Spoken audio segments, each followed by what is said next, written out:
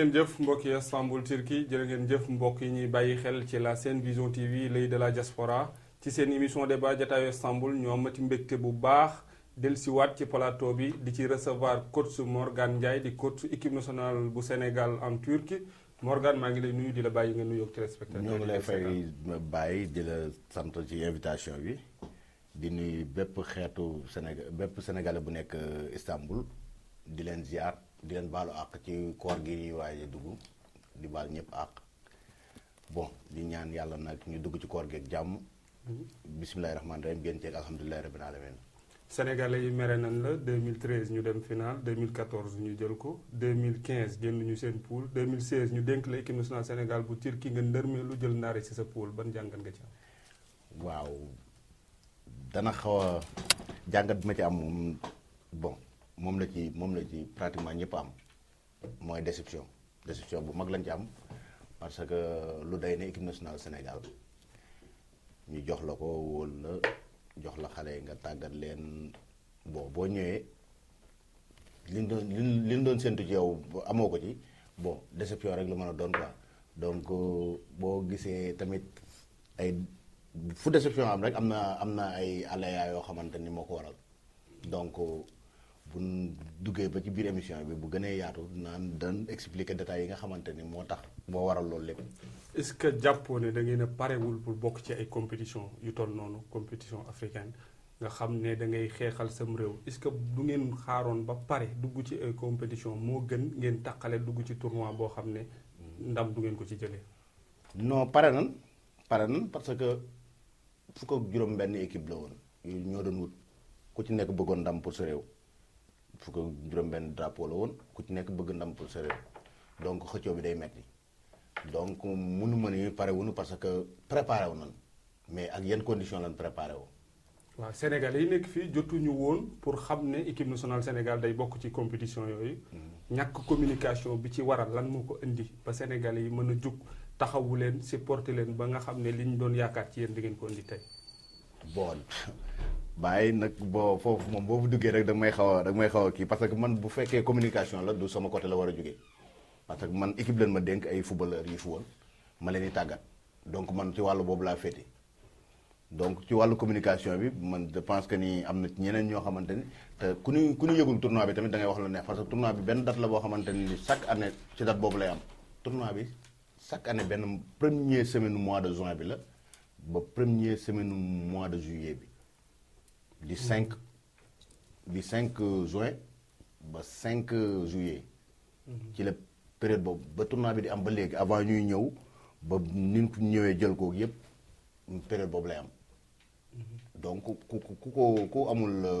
ku amul information bi de la intéressé wul mais je pense bien que ni information bi jàll ni mu war a jàll. est-ce que kon jàppoo ne li tax nga nërmeelu système bi nga footballé du woon yoon nga footballé ko ndax gis nañ sa premier match. nga football 4-4-2 am ci défaite sa deuxième match nga indiwaat ko la même chose am ci niil sa troisième match nga indiwaat ko am défaite 3-0 est-ce que jotul woon nga sans système de football ndax équipe bu suudee wut. nga bëgg koo footballoo 4-4-2 est-ce que dana yomb. sama premier match 4-3-3 la football.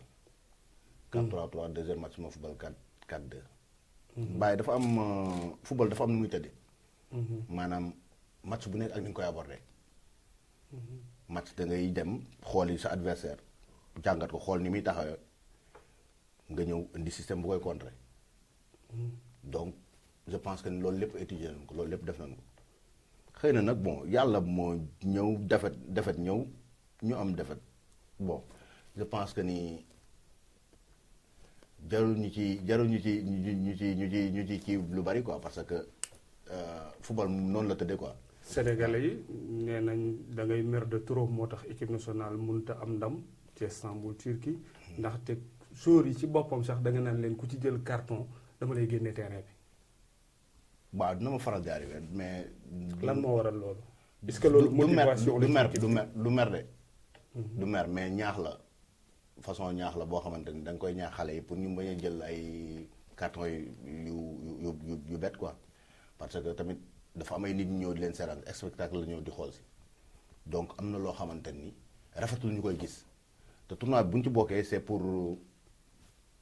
wane image Sénégal donc bu nit ñi ñëwee ba ñëw toog foofu gis fa ay affaire yoo xam ngeen baal ma ci terme ay affaire animosité ak affaire yooyu bon du doon loo xamante ni moo tax ma leen ñaax leen tiital comme que ñoom football bi lan bëgg te ci ngeen leen mën a koñe ma leen ñaax ne leen bu leen jëlee carton bu banal foofu ngay jaari génn mais du dara. mais yeneen équipe yi motivation bi ñu am ci seen équipe di supporter dañuy seetlu nañu Camerounais yi dañuy supporter ba match bi jeex. lu tax sénégalais yi ñoom amuñu sens bu mel noonu seen équipe di football ñu jug di ko jàppale ndax yeneen xeet yi dañuy gis ne seen dëkk seen doomi réew dañ leen di jàppale ba nga xam ne liñ ci bëgg ñoom yaakaar nañ ne dinañ ko ci am mais loolu sénégalais yi duñ ko faral di gis lan moo ne ci diggante sénégalais yi. loolu naa ci sawar tontu bu baax. naa ci sawar tontu loolu boobu naa ci sawar tontu parce que man dama dem ba nga xamante ni comprendre tuma man ñi ma àndaloon ci di liggéey. du ma bàyyi ma wax lu. lan moo waral comprendre tout. non dama comprendre lu ma ko parce que man mënuma concevoir lu day ne drapeau ngay défendre nga koy défendre. Bon c'est premier adversaire ñi nga bokkal réew ñi nga bokkal même drapeau boobu. muy benn point. deuxième point mooy que rafetlu wuñu dara taxawaayu. njiitu Sénégal yi nekk fii ci biir Turquie rafetlu woon ko. dinañ ci ñëw mais ñàkk caaj gi ak feeling en tant que coach adversaire u équipe am da koy ragal ci benn modèle mooy dafay am caaj am feeling mais gisuñu loolu ci yow da ngay wéeru ci poto de taureau daanaka li ngay motiver sóor yi bëriwul looloo waral sa ndërmeelu gu metti gi. ah bàyyi loolu xanaa yaa ko wax. Sénégalais yee ko wax. déet laajal gars yi wala nga laaj sa gars yi doon ñëw terrain wala ñu révisé waat image yi. man seetaan si naa match bi maa ngi woon ci biir stade bi mais dégg naa sénégalais yi wax na yow amoo caaj boobu feeling boobu. motivation joueurs yi doo ko def ndax sa gardien bi nga xam ne dafa gaañu woon sax au lieu que nga motiver joueurs yi da nga faa nekk di énervé di mer. du énervé parce que position bi ma nekkoon moment boobu boo fa nekkoon di nga ko gis parce que déjà équipe mëne la mu leer ma ne ñii dañoo bëgguñu gagné leen ñu égaliser. remonté leen de match bi de 5 minutes góol bu jug ba ci kaw def prise bay wàcc ci suuf ñu këdd ko may gis action bi fi ñu ko këdd ak yépp loolu laa doon revendiquer mais du caaga ni énervement la parce que président na ma ko reposé tout le temps ni ma da ngay énervé da ngay kii mais man mënumaa fubal fu ne féete terrain fu ne naan ñëw ba taxaw ci ba xam naan damay énervé wala may kii. ngeen nërmee lu war a liggéeyuwaat ngeen jiñ ko sénégalais yi nga xam ne ñoo nekk ci dëkk bi ne taxawaay bi ñu waroon a am ci yéen defuñu ko. waaw taxawaay bi ñu waroon a am ci ñun defuñu ko. ban taxawaay lañ waroon a am ci yéen. taxawaayu citoyen bu. équipe am di xeexi. bu drapeau am dana daanu bokk. parce que ñun ña fa nekk kenn fayuñu kenn fayuñu danoo woo Afrique. fu ne ñu ni fa dëkk sàngam ñëw dajale leen ci biir Turquie ak relation bi Turquie am ak Sénégal. rafetul ñu ñëw fekk fa fukk ak juróom benn pays africain te gis ñu fa Sénégal. te man je sais que ni ñett ñi seqoon affaire bi buñ ci jàppaloo doo fa fekk pays doo fekk Sénégal. ñan ñoo ci jàpp ak ñan ñoo leen jàppale wut ba tax ngeen naan sénégalais yi taxawuñu leen. du ma ni duñ tudd du ma lim du ma tudd tur tey du ma tudd tur mais fa mu waroon a commencé mooy ambassade Sénégal. 2013 nga wax lan commencé 2013. 2013 ba 2016 bi ñu nekk nii chaque année ñu bind leen lettre jaar ko dans les normes ci normes yi bind leen lettre même bu dul motivation financière wala quelque chose comme ça mën naa nekk motivation morale ñu gis sax quelqu'un boo xamante ni bu ñu ko gisee lii dina doon motivation dana xam ne kii suñu njiit la mu ñëw taxaw na. loolu lépp amu ci. dara amu ci dara depuis 2013 ba léegi. depuis 2013 conseil Sénégal mosu leen a taxaw. non yeggaguma ci conseil.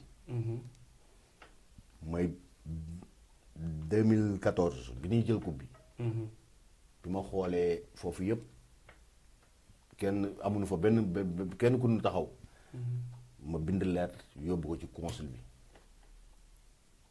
yàlla def ba mu jour bi ma yeggee ba jox ko lettre bi daf ne ma waxal lan nga soxla ñu wax à peu près liñ soxla ñu jox nu ñu nekk ci condition yu baax. ñu jox leen. ñu jox nu. li ngeen soxla woon. li ñu soxla woon li ñu ko waxoon noonu. mu jox nu. mais du xaalis boo xamante ne dañ ko yëkkat teg ko suñu loxo. dañ lan ngeen di soxla. ñu bindal leen lii leen di soxla. lii ak lii ak lii ak lii mu ne bu ñu leen ko joxee di ngeen indi coupe. ñu ne ko incha allah ci kàttanu yàlla. ñu jox leen ko ñu jox na ko ñu gagné coupe. 2006 16 bi taxawaay boobu dafa amul. 2016 bii yàlla def na ñu bindaat ko lettre. man ak président ak membre staff bi ñoo fa ànd. mais bi ñu koy yóbbu lettre bi keroog dafa fekk mu voyagé dafa fekk mu dem Dubaï. ñu bàyyi fa lettre bi ñu ne bu ñëwee daan def signe defuñu signe mais man j'ai su que ni bi mu ñëwee le lendemain dafa dem Sénégal bon boobu ba léegi nag kenn woowuñu kenn defuñu dara mais joué nañ tournoi bi ci jàmm bon metti woon na ci côté yépp parce que amuñu woon terrain bu ñu entraîné. amuñu woon matériel. xale yi dañuy gaañu duñu am lu leen faje. ndax président fédération sénégalaise de football bu Sénégal ndax yëg na ne yéen a ngi xeexal seen réew fii. président fédération Sénégal bu football fan. Sénégal national football national président Sénégal de football kay xam nga ko fédération. non je pense que ni bu ñu waxee président fédération parce que du équipe nationale bu ñu reconnaître au niveau de la fédération fële Sénégal. waaw du équipe nationale bu ñu reconnaître foofu. parce que ay xale la yoo xamante ni dañoo ñëw ci dëkk bi du wut si club maanaam loolu lan xam man mi ci jaar xam naa li xale yi di dund actuellement. parce que dañoo ñëw pour wut si club. mais xeexalu leen seen bopp drapeau Sénégal ngeen di xeexal. drapeau waaye ngeen a def ay démarches ba nga xam ne ñooñu danañ ci jot mën leen a jàpp. drapeau Sénégal la ñuy xeexal donc man sama président fédération bi nekk fii laa ko jàppee. kooku moo fi nekkal Sénégalais yi bon du ma ni jàppale wuñu personnellement moom. mais lettre personnelle am ak lettre fédération ba lan fa teg. fédération sénégalaise bi nga xam ne nag ñoo nekk fii ci Istanbul ndax taxawaay bi ñu waroon a am ci yéen taxawe nañ leen ko. loolu loo ci taxawaay boobu moom mooy jàppale gi ci matériel yi ngeen di wax ne amoo leen ko moo waral seen ndërmeel yu mel noonu. non du ma ne moo waral ndërmeelu parce que boo jëlee lépp nga teg ko ci moo waral ndërmeelu bi day mel ne. li ñu jàppale waxuñu ko yéen a ko wax yéen a ne maam taxawaay bi sénégalais yi waroon am taxawuwuñ ko te compétition ku ne xam nga ne xaalis lay laaj. maanaam nga mën cee génn voilà boo tuddee fédération tudd jàppale. nga bëgg ma wax la ci. dama naan la jàppale wuñu ci benn point. mais am na ay nit ñoo xamante ni ñoo ngi ci biir fédération bi tey peut-être bu ma demee taxaw ne leen grand kat ñun nii ak nii ak nii la demee ñu yëkkati li ñu am jox ma. est-ce que du seen cër ñoom da ngeen leen ko dellawut moo waral ñu taxaw bañ leen a jàppale gi ci war. cër bi mooy da ngeen a jël seen yëf dem ba ci PDG bu Jolof Cargo ngeen dénk ko seen bopp loolu moo tax fédération bi dellu gannaaw ci yéen. Mouhamed Ndiaye danaa ko tudd. dañ koy remercier de passage parce que dañu woon bu ñu paree ci lii ba noppalu ba pare. danañ fa dem remercier ko personnellement parce que dafa def geste boo xamante ni dafa noble geste patriote la def nit ku am patriotisme la nit ku xam li mu bëgg la nit koo xamante ni xam na ñun li ñu doon defi lan la. ñi ci des dañ koo xamul woon li ngeen doon defi. bon xaw ma de mais moom xam na li ñu doon wuti lan la. xam na li ñu doon defi lan la parce que xam na ni ñii dañoo jug pour liggéeyal seen réew maanaam man concept jaamu yàlla laa ko teg quoi Mouhamed Ndiaye xam na li ñu doon defi lan la moo tax ban fa demee du ren rek de.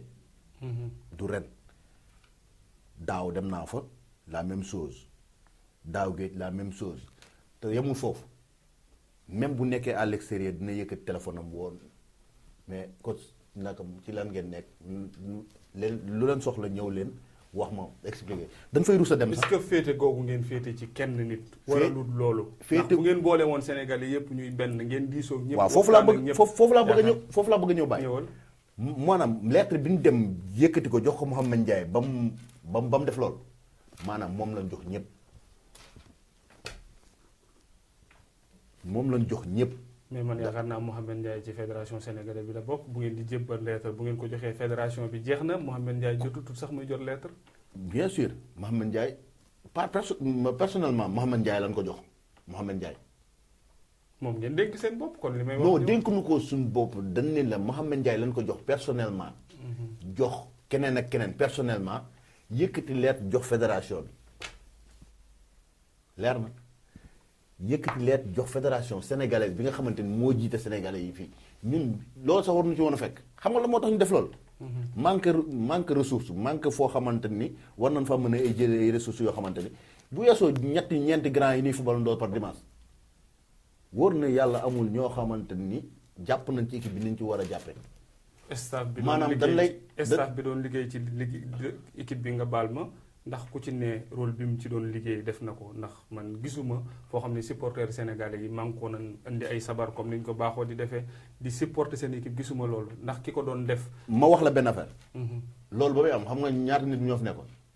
benn te musuma dem ni kenn kaay ma xamal la benn affaire boo xamante ne nag tey bugguma ko woon a wax sax parce que nit ki nekk na nit koo xamante ni peut-être bëgguñu koy tudd ci mel nii gis nga mobilisation yooyu doon am ak yooyu yëpp di defar ay tiset ci xaalisu boppam di yabal gars yi ñuy dem terrain di woote fii naan kaay leen jël tamay indi joxe passe taxi loolu xam nga moo ko doon def. Hamza Bal te boo xoolee bu baax a baax Hamza Bal Mauritanien la.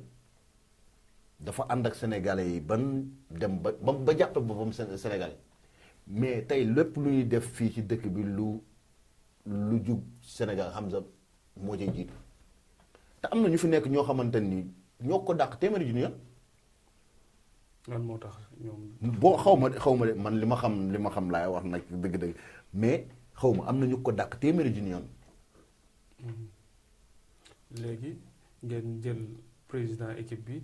dénk ko koo xam ne ku ne xam na ne ay yëngoom ci dëkk bi peut-être wala xamu fi lu bari wala amul moyen boo xam ne mën na koo taxawee équipe bi jëloon équipe bi jox ko donte turc la mu ciy def alalam wala sénégalais bu yor alalam ngeen xool ko dénk ko équipe bi yaakaar nañ ne ndam di ngeen ko ci am ndax président équipe bu yorutuy koppar mënut a yóbbu équipe feet gis nga Baye loo gis volonté da cee am solo volonté moo ci ëpp solo volonté te ki ñu ko dénk man jàpp naa ne ban koy jox am na volonté bi am na yëg-yëg bi am na bëgg-bëgg bi te moo ñëw taxaw ni dafa taxaw tembe pour jàppale équipe bi pour ñu am ndam. Sénégalais yi nee nañ ñu daaneel équipe bi moom ci la bokk ndax moo doon def classement yi. ñi daaneel équipe bi mooy ñooñu ñi ko doon wax. waaw ñiy wax loolu ñoo daaneel équipe bi parce que du seen dërëm du seen ñaar dërëm seen i saaga lañ yor ñoo ngi leen ci gërëm di leen sant seen i saaga lañ yor toog kaw tribune di ko saaga du ndox du kii. du lenn amul lenn lu ñu apporté l'équipe bi man dama ne woon déwén équipe bi Sénégal bon nanu xamante dëgg na amul Sénégal bi amul ñu njariñ dama ne woon déwén Mauritanie lañ koy tuddee. ndax lan di xeexal sam réew drapeau Sénégal nga ne Mauritanie lañ koy tuddee Sénégal am. booy xeex day fekk nga am ñu la ci jàppale.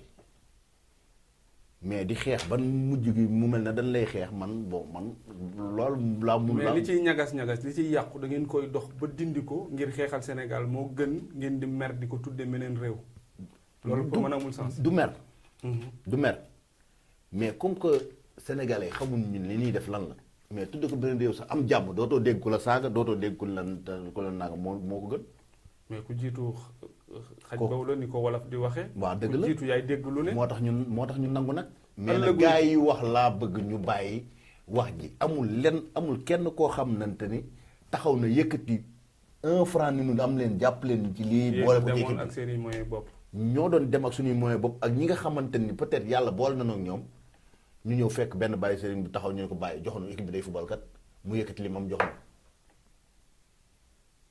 ak ñeneen ñoo xam bëgguñ moo tudd seen tur fii. waaye est-ce que dugg ci compétition yi bettul leen ba nga xam ne jotoo leen a jug dugg ci Sénégalais yépp yi ngeen war a dugg pour ñu taxaw leen.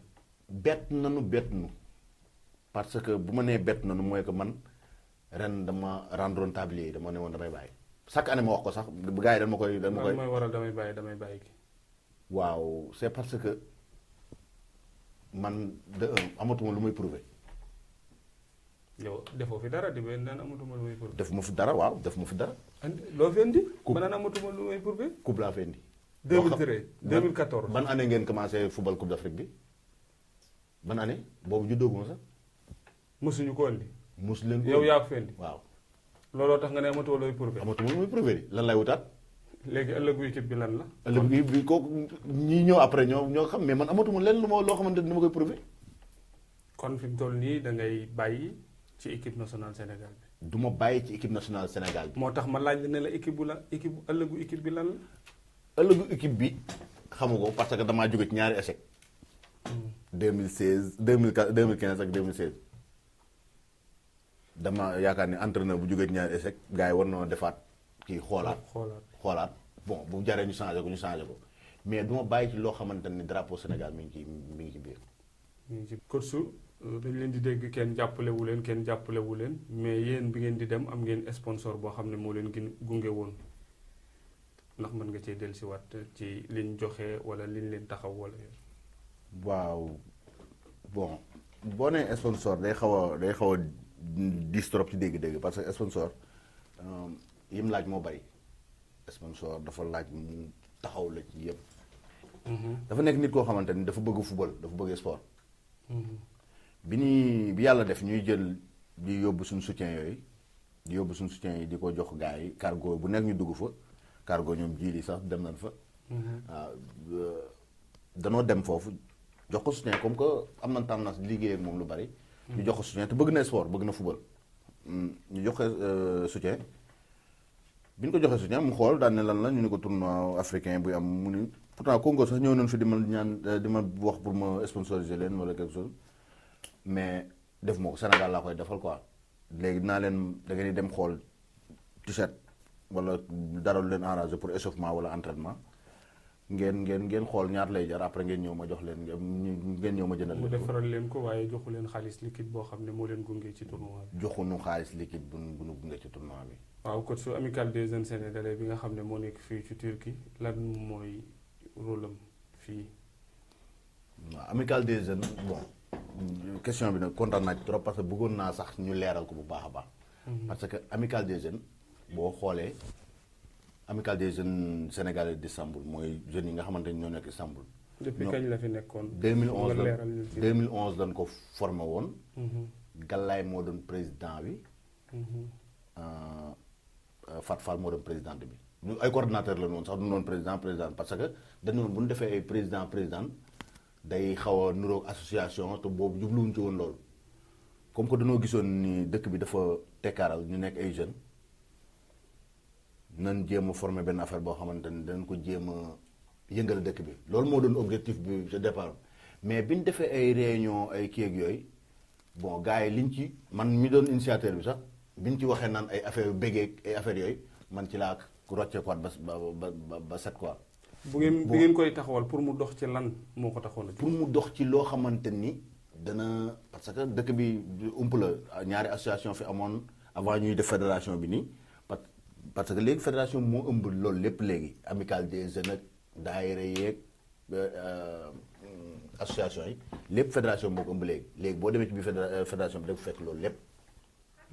mais ñun biñ koy pour c'était pour yëngal dëkk bi xumbal ko di jéem a def ay organisation ay soirée wala quelque chose comme ça boo xamante ni dañ jëm a mais après question yi bi mu commencé jug nag gars yi naan waa mais retombé soirée yeeg affaire yooyu duñ koy def ak affaire yooyu parce que dañ ni duñ denc xaalis man leen nag mun ñuy dem organiser soirée te duñ denc xaalis ñu ni kon noo ko day doon association quoi coow li commencé bari ma retiré waat mais teewul page bi ñu ubbi woon pour amicale des jeunes ci laay profité wul lépp loo xamante ni concerne na équipe bi ma jàll la ko foofu publier fa photo yi su ko defee booy yi nga xamante ni ñoom ñoo ngi ci équipe bi sax di mën a récupérer wàll seen photo yi foofu loolu moo doon objectif amical des jeunes. xale yi nga xam ne ñoo nekk ci équipe nationale bi di football ndax yow en tant que coach yaa ngi def ay démarches ci yeneen club yi nga xam ne ñoo nekk ci dëkk bi pour ñu mën a jël ci xale yooyu. bon am na ay retombées am na ay booy yoo xamante ni football nañ ba pare am club ci tournoi bi mais loolu bon. commencé wuñ ko woon amaana ren lañ ko bëgg a commencé. ren lañ ko bëgg a commencé am na ay contacts yoo xamante ni ñoo ngi koy dox ndànk-ndànk di xool ci lan lay awatee parce que danoo am métti trop ci xale yi di ñëw ay talent yu yàqul la laa ko mën a tuddee quoi parce que da ngay gis nit koo xamante ni kii da lay leer ni kii dafa war a réussir ci football nga ñëw xool ko mu ñëw bon du ma minimiser jaay montre wala dem liggéey fabrique wala loolu lépp liggéey la. parce que tamit nit lu la yàlla wërsëgale. ci loolu rek nga mën a am. yaa mën nga ni da nga bëgg a football wala da nga bëgg a def leneen wala kii yàlla wërsëgal ni bon ci jaay Dakar nga yem jaay Dakar nga yem donc ñu ni lii doot na ko seetaan danañ jéem a def suñu kéemtalaay kattan ba nga xamante ni léegi xale yi bu ñu ñëwee danañ leen conseiller ñu dem déposer comme que bon li am léegi moom amul woon. ñun suñu temps bi ni ñëw fii boo ñëwee bees mënoo am papier. mënoo am papier léegi xale yi am nañ sens boobu mën na ñëw am papier. te boo amee papier 1 an fii mën nga football ci club yi boo footballee ci club bu ndaw déwén boo prouvé déwén nga dem sa yoon. ndax bu ko club bi jëlee di ngeen suivre ni mu fa nekkee ndax jëlin wu tege ci yoon lay doon.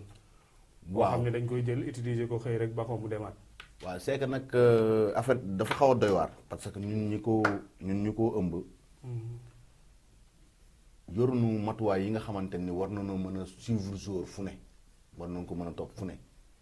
mais de par suñuy contact comme que man bon bi ma fi ñëw équipe première division moom fi indi woon jaar naa ci ay club am naa ay xame yoo xamante ni ay nit lañ nekk ci biir club ma ne bon pourquoi pas ma exploiter connaissance boobu ma am noonu. bon même bu ma ci dul am dara sax na xale yi dem fubali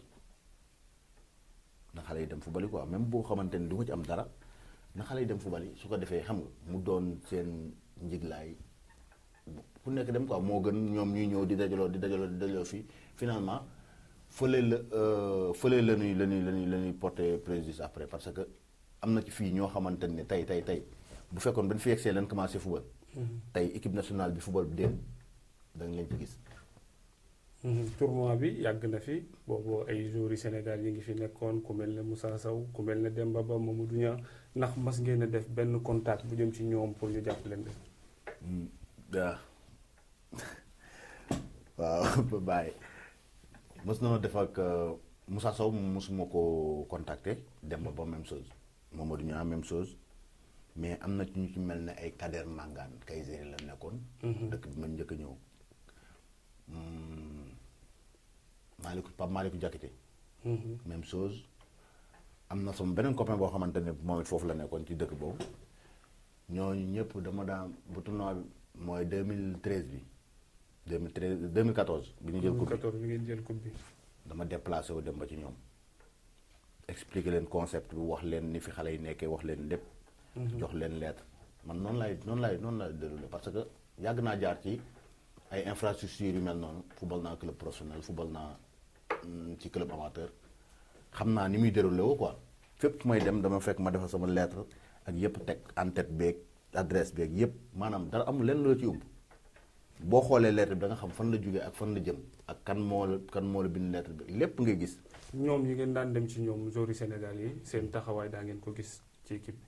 taxawaay bu demee ni que. mooy jàppale gi rek moo xam ci côté. jàppale bi bon kenn laa xamante ni moom. mooy kan. bind nu ko sax lettre ba léegi te bon loolu dama koy remercier dama koy gërëmee ki tax ñu xamante moom muy Galaye Tine. dafa indi Stéphane Badji ci biir sénégalais yi. yamloowu ko fenn. dëgg la yamloo ko fenn maanaam Stéphane da ngay gis fii sax da ngay yàgg doo ko teg footballeur tellement. dafa amante ñëpp jàmm amante ñëpp affinité. noonu la doon déroulé bu dimanche bu footballee samedi dimanche mu ñëw sol daalam football ak xale yi déjà loolu rek benn motivation la boo xamante ni doon na yokk xale yi tuuti jom quoi daaw bi ñuy préparé suñu tournoi daaw. daf ko fekk muy football coupe d'Europe préliminaire coupe d'Europe. li tax ma gën a jàpp Stéphane loolu ci la bokk dafa fekk muy football préliminaire coupe d'Europe.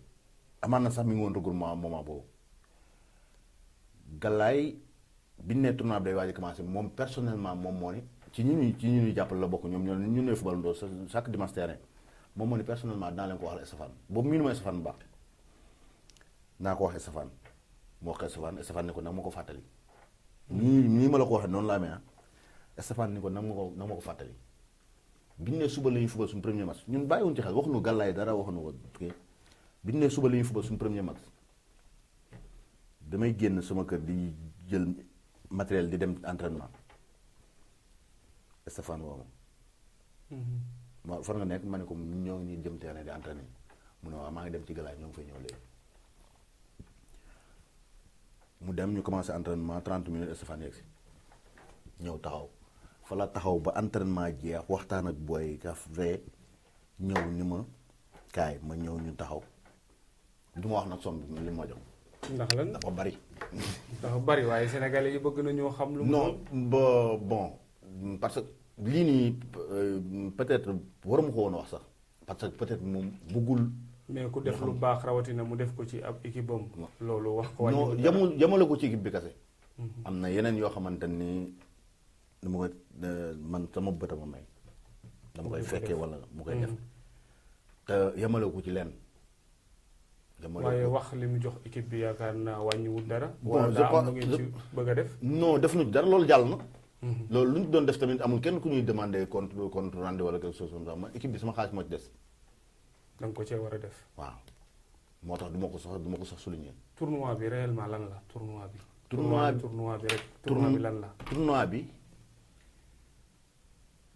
de un suñ drapeau la ñuy défendre de deux ay xale yu jóge Sénégal la ñëw fii dans l'espoir de trouver des clubs yoo xamante ni war nañ faa mën a gagner seen life parce que loolu lañ xam loolu lañ jàng bàyyi boo xamoon li ci jàng football ba màgg génn ci àll bi amoo club li muy def ci nit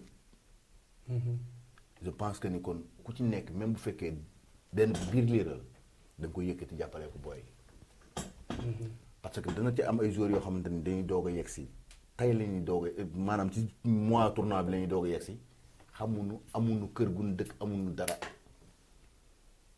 ñenn ñoo organisé tournoi bi. tournoi bi africains yi ñoo ko organisé mais sponsor la ñuy wut boo xam bu mel ne Fati Beledier bii di ko def nii instant bi parce que ñun année bi ñu ko fubal finance banque moo fa nekkoon boobu da ngay cotiser sa 1000 lira ba noppi doo koy jouer ñu jox la benn jeu de maillot mais léegi affiliation yi seeratul daanaka mooy restauration gars yi nga xamante ni ñooy organisé. ndax mën nañoo xam boo jëlee trophée bi prime bi lan lay doon. du dara 5000 tey la. 5000 tey dara la nga ne du dara. ñun dañ ciy ñàkk lu ëpp 5000 tey la. defal bilan wu 25 loisirs.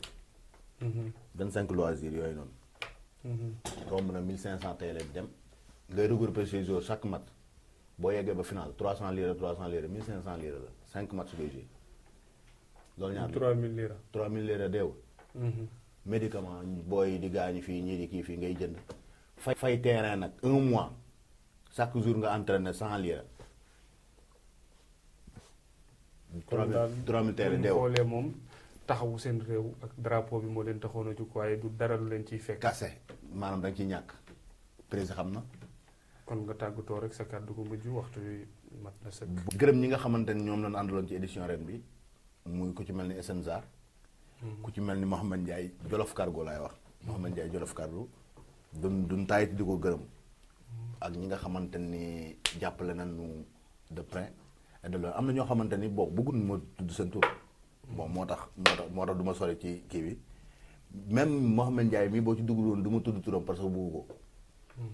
waaw di woo nag sénégalais yëpp di leen wax ni leen lu ñëpp bokk kenn rek moomu ko équipe bi du équipe bu kenn du man waaw équipe bu sénégalais yi du man du prési du ñeneen ñi ma àndaloon ci staff bi ñoom moom équipe bi kenn moomu ko équipe bu Sénégal la tey ni ma fi nekkee ren prési nekk fi ren déwén keneen mën na fee nekk parce que ci ay loxo laa ko jële woon parce que ay nit a ko yoroon peut-être ma doon fubal ba gis ni yorin bi bon jaa nekkul ci anam yi nga xamante ni man moom lay sentir équipe normalement ni muy fonctionner ma ñëw dama buuxante nekk xale bu ndaw ñëw buuxante ak samay grand bon ñu doon liggéey bu rafet nag ma ñëw buuxante ak ñoom jël ko ni dama koy teg ci loo xamante ni ci charte personnelle bi nga xamante ni man moom laa jàng moom laay jéem a tari ci équipe bi parce que lii laa ci doon séntu ay xale dem ci ba mën cee am ay club di football fu ne ñu leen dégg fu ne bon di woo ñëpp ni leen équipe bi ñëpp ko moom ñun ñoo ko bokk nañ ñëw ñu ànd yow itam waxtu yu mat na gërëm nañ la ci wuy si gi ngi ñu wuy si gërëm ñi ñu àndaloon ci la Senevision TV l'œil de la diaspora gërëm ñëpp nekkoon Russie Pape Fall caméraman Moustapha Gueye Mor Talla preneur de son di leen ñaanal jàmm te di ko sàkku ci yéen di leen wax kooru jàmm rek ngeen baal ñu àq yàlla mi borom jàmm te ku mu jàmmal nga am jàmm yàlla nañu yàlla defal jàmm ci réew mi jërë ngeen jëf